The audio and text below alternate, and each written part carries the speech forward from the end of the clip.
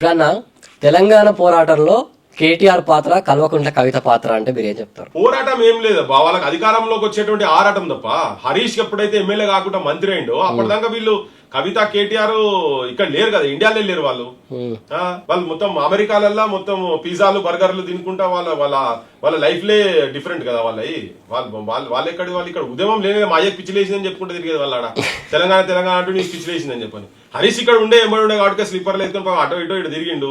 తిరుగుతూ ఎవరు లేడు, ఏం చేయాలి మరి సిద్దిపేటకి లేవనో చేయాలని చెప్పి ఎమ్మెల్యే కాకముందు మంత్రి చేసి పడేసిండు. అల్లుడు మంత్రి అచ్చా నువ్వు నా ఇంట్లోకి వెళ్ళి నువ్వు ఈయనట్లయితాడని చెప్పి అప్పుడు వచ్చారు కదా వాళ్ళు. అప్పుడప్పుడు ఈమె టికెట్ బుక్ చేసుకొని అన్నా షెల్లె ఇద్దరు కలిసి తెలంగాణ మీద పడ్డారు, పడి తిరిగిండ్రు. వీళ్ళ మూవ్మెంట్స్ అంటే పార్టీని ఎన్నికలకు ఎట్లా రావాలి, ఎమ్మెల్యేలు ఎట్లా కావాలి, ఎంపీలు ఎట్లా కావాలి, వాళ్ళ ధనం ఎట్లా దోసుకోవాలి, ఎక్కడెక్కడ ఏ సినిమా ఉన్న దగ్గర ఎన్ని పైసలు వేసుకోవాలి, వీటిలలోనే ఉన్నారు వీళ్ళంతా. వీళ్ళ పనులన్నీ ఇవే.